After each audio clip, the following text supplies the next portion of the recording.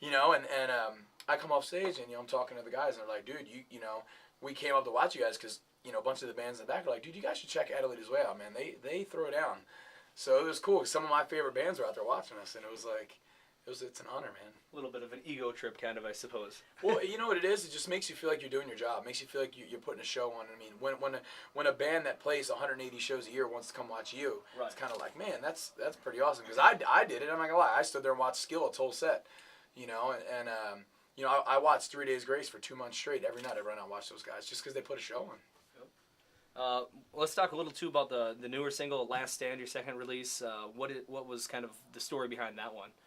Last Stand is about my wife. She's my wife now, but at the time, she was just my friend, and it was at that point where we both knew that it was going somewhere. But instead of me embracing it, I got scared, and I tried backing away, and she literally almost walked away. She almost was like, okay, he doesn't want to move forward with this. He doesn't want to take the step in this with me. So, I'm just going to go my separate way.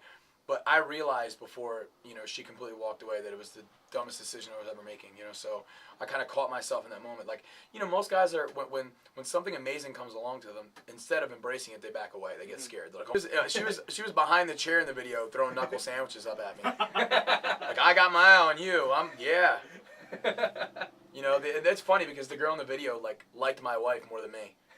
She's like on my wife, like, oh my God, you're so pretty. Your husband's cool. But you are so gorgeous. I'm like, hey guys, I'm over here. I'm the one in the band. I'm the one over here. Yeah, I'm paying you. It's not a lot, but I'm paying you. All those Doritos were not free at that snack stand over there. Looking ahead, we've got, we talked about it a little earlier. I've played some of your guys' extra songs. We didn't talk about it on the air here. You and I talked about it. Scream, My Derailment, yes. And one more. Dirty Little Thing. That's the one. Yep. Yes, good thing you've got a memory. Got a lot of positive feedback on it. People are already liking your stuff, so hopefully that's going to help. That means a lot, man. And we're getting ready to set up our next rock single, which is going to be Scream. So you guys got to call the station and harass them to play it. Don't do that. Don't harass them. Harassing's never good, but... yeah, Scream's going to be our next single going to rock. So if you guys like it, call and request it. Okay. Anything you want to add? No. You haven't said a damn thing. You have not. I know. I'm disappointed. I thought you were going to be like this funny guy. I'm usually the co-pilot along with him here, so I just kind of sit back, take everything in, throw a funny comment in once in a while. And no, I just, sitting back here going, yeah, all right, cool.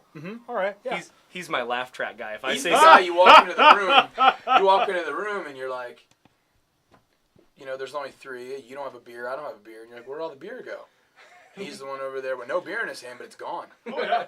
You're the culprit, man. You're the secret beer drinker. You ever go there? You ever find that person? You're buying a 12-pack of beer. There's only 3. You know you didn't drink it. I know you didn't drink it.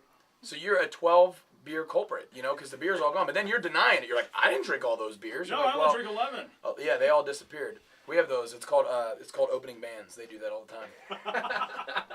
Who drank the beer? What? I don't know what you're talking about. Yeah, I always look at Brent as my laugh track guy. If I say something that I think is supposed to be funny, I kind of give him this death look, and he gives me a fake laugh, and then it makes everyone else out there give me a sympathetic laugh. Literally, he gives me a death look. Like, you better laugh now, you bastard. I do that to my bass player. I'm like, you laugh. You're my minion.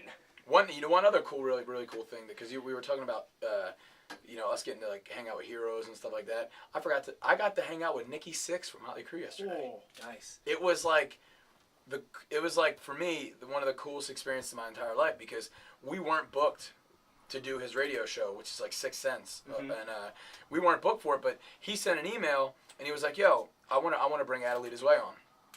So they bring me in and I sit down and I'm in this really cool vibey lounge, and not quite what we have. It's almost the same. No. And Christmas lights really do. The Christmas lights do, and the Creed ball. Yes. So I sit down with Nicky, and I literally had a half-hour conversation with him, and he knew our whole record. He listened to the whole album, and I felt like I hit it off with Nikki Sixx. So I walked out of the interview, I high-fived myself. I was like, yes, you hit it off with Nikki Sixx. I had kind of one of those moments where I fanboyed a minute. I was like, I'm a big fan of yours, man. Here, let me touch you. Was Kat Von D there? Because that would be the extra highlight. Don't get me started on that one. Oh, man. Well, Anything No, yet? just Didn't come up with anything. Just a message to all the fans coming out tonight. Go to your Walmart and buy our CD. No, I was kidding. The message to the fans: come out and see us tonight with Puddle of Mud. It's gonna be a great show. There's gonna be a lot of beer, unicorns and lagers will be floating around. So if you haven't seen those, come see them.